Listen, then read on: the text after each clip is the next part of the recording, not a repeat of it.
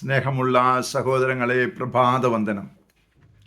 ഇന്നത്തെ സുവിശേഷം ഞാൻ പറയും ഔട്ടായ ക്വസ്റ്റ്യൻ പേപ്പർ എന്നാണ് ഞാൻ ഇതിനെ പറയുന്നത്. പലപ്പോഴും പറഞ്ഞിട്ടുള്ള കാര്യമാണ്. പ്രത്യേകിച്ച് നോയമ്പിൻ്റെ ഈ സമയത്ത് നമുക്കിത് കിട്ടിയത് ഒത്തിരി അനുഗ്രഹപ്രദമാണ്. സ്വർഗരാജ്യത്തിൻ്റെ താക്കോല് കൈവശമാക്കാൻ പറ്റിയ മാർഗം പറഞ്ഞു തരികയാണ് കർത്താവ് ഇന്നത്തെ സുവിശേഷത്തിലൂടെ. കുറച്ച് ചോദ്യങ്ങളാണ്. ഈ ചോദ്യങ്ങൾ തന്നെയാണ് എന്നും ചോദിക്കുന്നത്. കാരണം ഔട്ടായ ചോദ്യം കിട്ടിയിട്ടും നമ്മൾ ഉത്തരം പാസ്സായില്ല എങ്കിൽ അതിൽ നമ്മുടെ ഒരു അനാസ്ഥയല്ലേ. എനിക്ക് വിശന്നപ്പോൾ ഭക്ഷണം തന്നോ, ദാഹിച്ചപ്പോൾ കുടിക്കാൻ തന്നോ, രോഗിയായിരുന്നപ്പോൾ എന്നെ വന്ന് കണ്ടോ, വസ്ത്രമില്ലാതിരുന്നപ്പോൾ എനിക്ക് നീ വസ്ത്രം തന്നോ, ജയിലിലായിരുന്നപ്പോൾ നീ എന്നെ വന്ന് കണ്ടോ, ഇങ്ങനെയൊക്കെയുള്ള ചോദ്യമാണ് ചോദിക്കുന്നത്.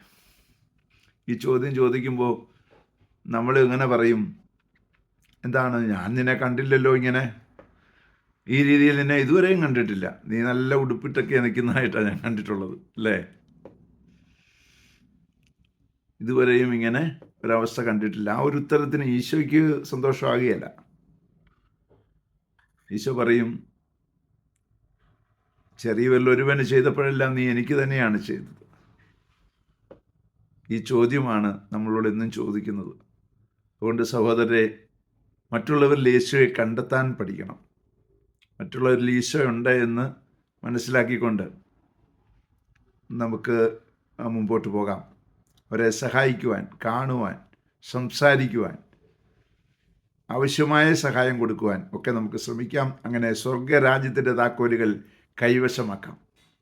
അതിനായി പ്രാർത്ഥിക്കാം. പരിശുദ്ധ അമ്മയെ സഹായിക്കണേ. വിശുദ്ധ യോസേപ്പ് പിതാവേ, ഞങ്ങൾക്ക് വേണ്ടി പ്രാർത്ഥിക്കണേ. പരിശുദ്ധാത്മാവേ, എഴുന്നള്ളി വരണേ.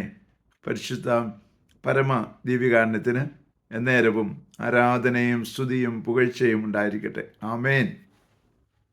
നമ്മുടെ കർത്താവായ യേശുക്രിസ്തുവിന്റെ കൃപയും പിതാവായ ദൈവത്തിന്റെ സ്നേഹവും പരിശുദ്ധാത്മാവിന്റെ സംസർഗവും സഹവാസവും സ്നേഹവും ശക്തിയും കൃപയും എല്ലാ അനുഗ്രഹങ്ങളും സമൃദ്ധമായി നിങ്ങൾ ഏവരോടും കൂടെ ഉണ്ടായിരിക്കട്ടെ, ഇപ്പോഴും എപ്പോഴും എന്നേക്കും.